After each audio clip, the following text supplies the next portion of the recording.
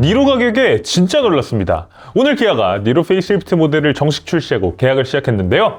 일단 기존 모델 대비해서 시작 가격 98만 원이 더 올랐고요. 여기 최고급 시그니처 트림의 모든 옵션을 다 더한 풀옵션 가격은 4,170만 원.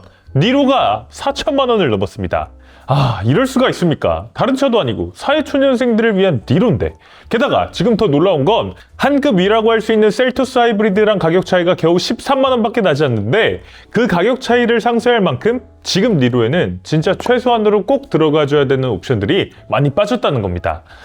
이건 저로서는 받아들이기가 조금 어려운 상황인데, 오늘 공개된 기아 니로 페이스리프트의 가격표를 보면서 어떤 점이 그렇게 아쉬운지 말씀드려보도록 하겠습니다.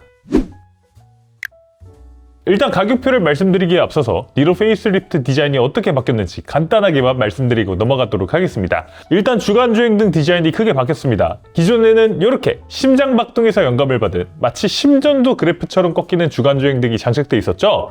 2019년에 뉴욕 오토쇼에서 공개했던 하바니로 콘셉트카에서부터 이어지던 니로만의 개성이었는데, 그게 사라지고 이제는 기아의 다른 차들과 큰 차이 없는 T자형 스타맵 시그니처 라이팅이 적용됐습니다. 차폭이 넓어 보이는 효과가 있고 기아의 패밀리라는 걸 강조하는 데는 좋지만, 반대로 차폭이 넓어진 만큼 중간이 비어 보이는, 약간 사람으로 치면 이 미간이 넓어 보이는 이런 단점이 있고요. 또 니로만의 개성도 사라지니까 좋은 점과 아쉬운 점이 반반 섞여 있다고 할 수 있어요. 테일램프도 마찬가지로 부메랑 모양의 램프가 스타맵 시그니처 형태로 바뀌었고요. C필러에 있던 에어로 가니쉬도 사라지고 이제는 그냥 차체 도장과 같은 색이 됐어요.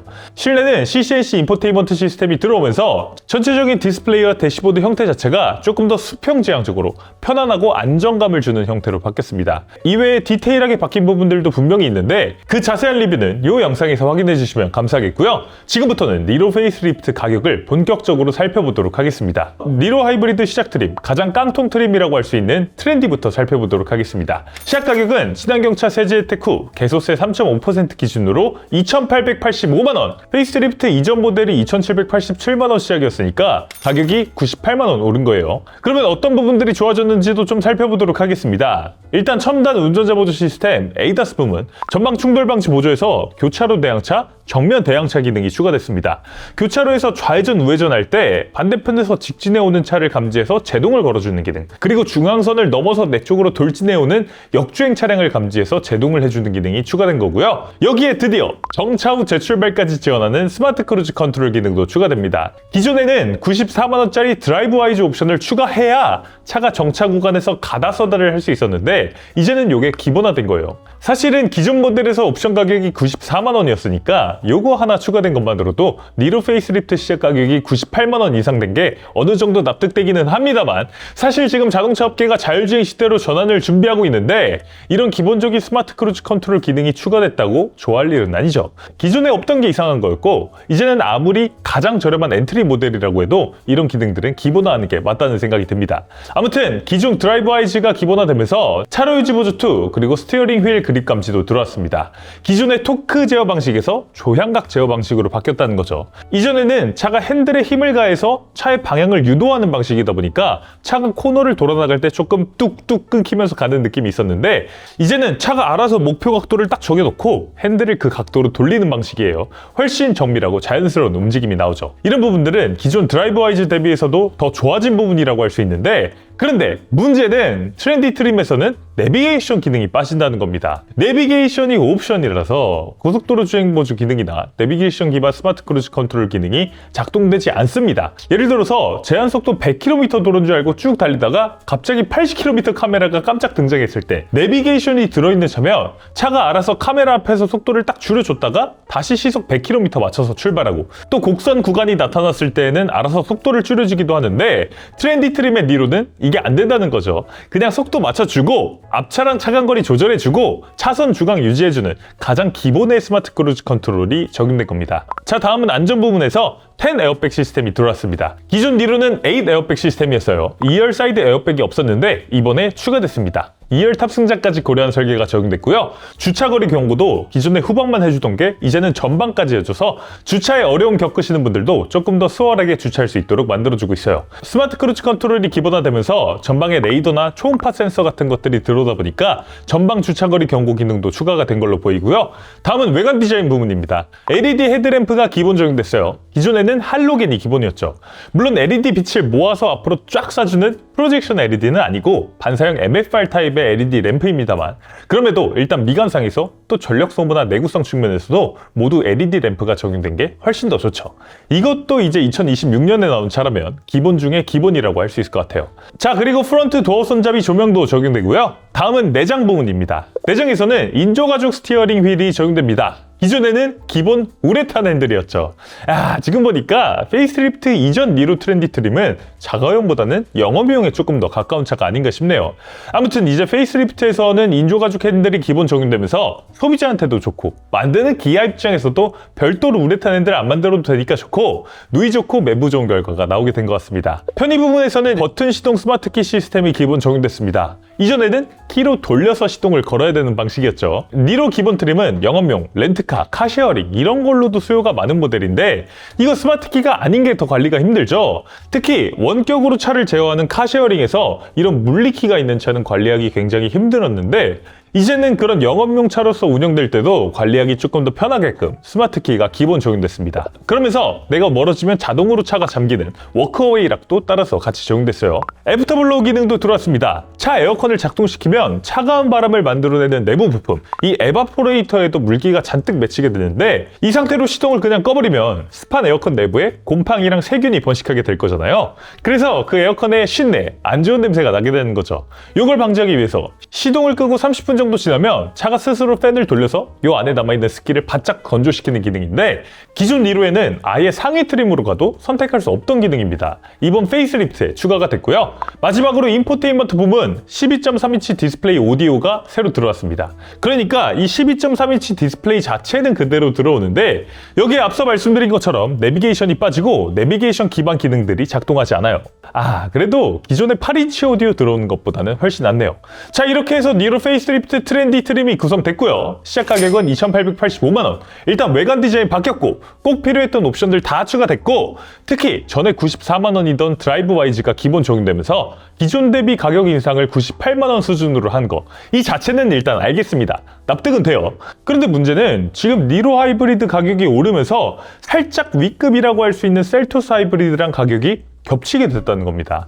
지금 셀토스 하이브리드가 트렌디 트림 시작 가격이 2,898만원이에요. 니로랑 가격 차이가 겨우 13만원 차이입니다. 자, 그런데 지금 옵션을 들여다보면 셀토스에는 니로에 없는 에어로 타입 와이퍼가 기본 적용됩니다. 안쪽에는 유리를 꽉 눌러주는 관절형 뼈대가 있고, 바깥쪽에는 바람을 타고 넘어가게 디자인된 공격학적인 커버가 씌워져 있는 하이브리드 와이퍼죠. 이게 셀토스는 기본 적용, 니로는 그냥 철제 프레임 일반 와이퍼가 기본 적용되고요. 그리고 결정적인 차이가 1열 열선 시트 유무입니다. 둘 다 트렌디 트림에서는 직물 시트가 기본 적용됩니다. 그런데 셀토스는 열선 시트가 들어가고 니로는 열선 시트가 빠져요. 아니, 직물 시트인 것도 지금 납득할까 말까인데 여기서 열선 시트를 뺀다는 게 이게 저는 잘 받아들여지진 않는 것 같아요. 여기에 셀토스는 열선 핸들이 기본인데 니로는 이것도 빠집니다. 게다가 셀토스는 전자식 변속 레버인데 니로는 기본이 득득득득하는 그냥 기어봉이죠. 이렇게 하고 가격 차이가 13만원. 그러면 셀토스 하이브리드 사죠. 뭐하러 니로 하이브리드 삽니까? 셀토스가 아니라 니로를 선택해야 될 이유가 뭘까? 이게 너무 부족한 것 같아요. 솔직히 말씀드리면 저는 이번에 기아가 니로 페이스리프트의 가격 책정을 좀 잘못했다고 봅니다. 니로라는 차의 근본적인 포지셔닝이 뭔가요?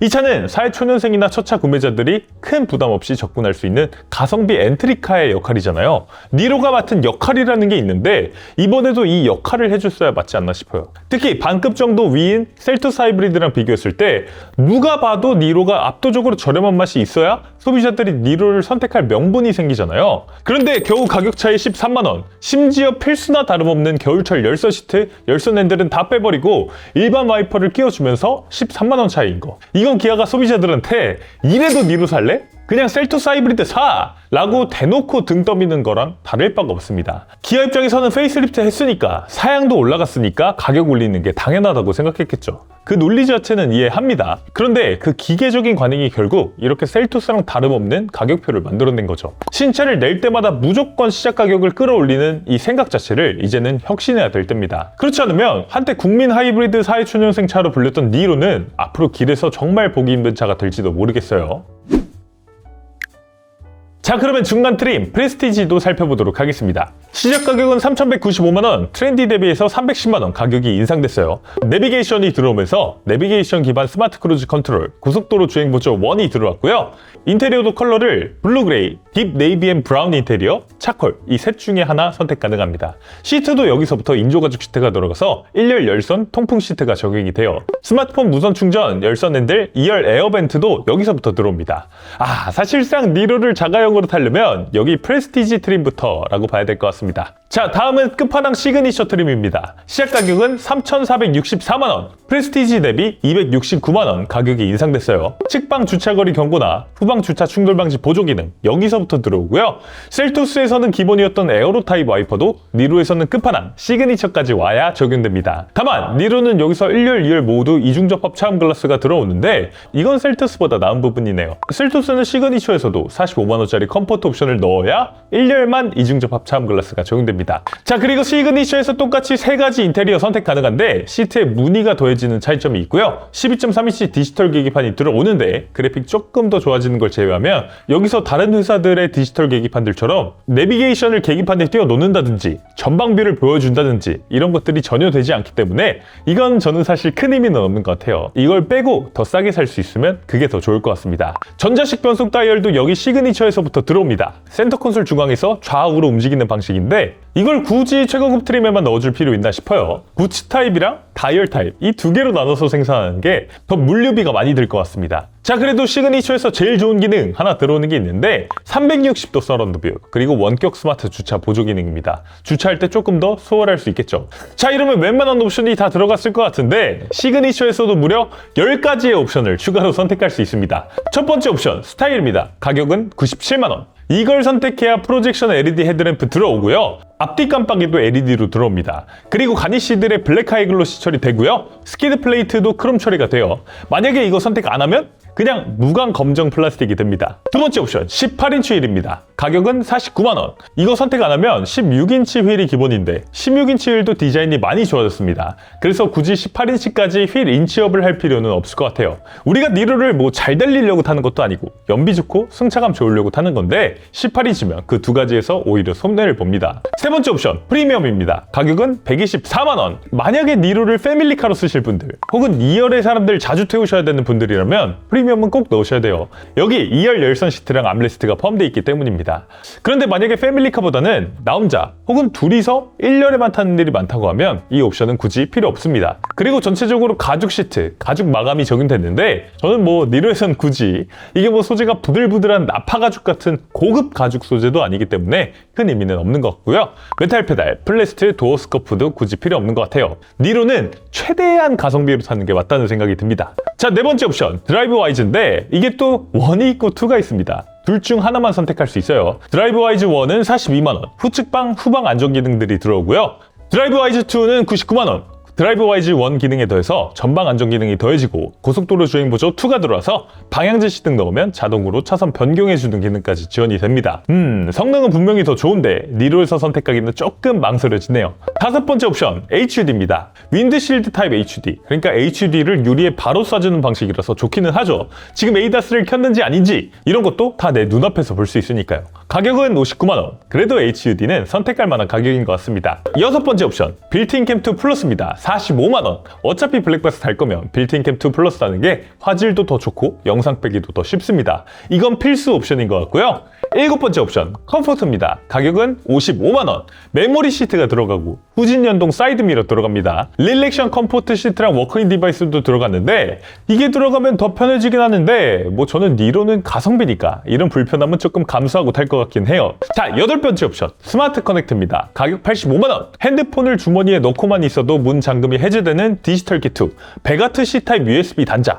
에이 뭐 이거 필요 없지. 패스라고 하려고 했는데 전동 트렁크가 여기에 묶여 있습니다. 아니, 전동 트렁크가 차라리 프리미엄이라는 이름에 묶여 있으면 이해가 되는데 전동 트렁크가 왜 스마트 커넥트라는 이름에 묶이게 되는 거죠? 혹시 이유를 아시는 분은 댓글로 남겨주시면 커피 기프티콘 보내드리도록 하겠습니다. 9번째 옵션은 하만카돈 프리미엄 사운드입니다. 59만원. 원래는 스피커 6개인데 8개로 늘어나고 외장 앰프도 하나 추가됩니다. 마지막으로 10번째 옵션은 썰루프 LED 실내등입니다. 45만원. 자, 그래서 니로 하이브리드 끝판왕 시그니처 트림에 10가지 모든 옵션을 다 더하면 최종 풀옵션 가격은 4,170만 2,659원.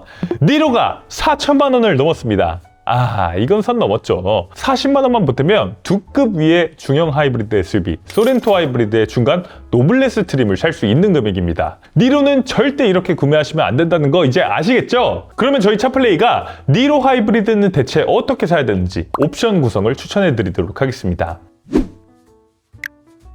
니로 하이브리드 페이스리프트, 다른 거 몰라도 적어도 열선 시트는 있어야 되잖아요. 열선 핸들도 최소한 있어야죠. 여기에 내비게이션이랑 무선 충전도 들어가야 됩니다. 특히 내비게이션은 에이다스 성능에도 영향을 주기 때문에 필수죠. 그러면 중간 트림인 프레스티지 3,195만원에서 시작하고요. 여기에 블랙박스는 달아야 되니까 빌트인 캠 2 플러스 선택하겠습니다. 그리고 치면 좋겠는데 빌트인 캠 2 플러스를 선택하려면 12.3인치 클러스터 팩 40만원짜리를 강제로 선택해야 됩니다. 그래서 이 두 가지 옵션을 더해서 옵션 구성은 끝이에요. 최종 가격은 3,280만원. 아니 뭐야, 다른 옵션을 하나도 안 넣는다고? 라고 생각하실 수도 있는데 저는 니로를 어떻게 사야 되나? 이게 제일 중요한 것 같아요.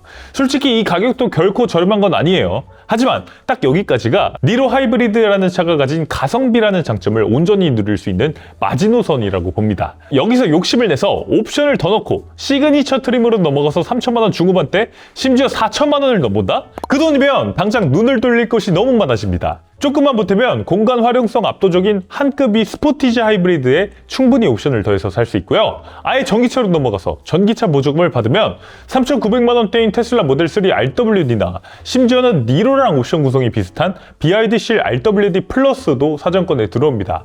내연기관으로 눈을 돌리면 선택지는 뭐 셀 수 없이 많아지죠.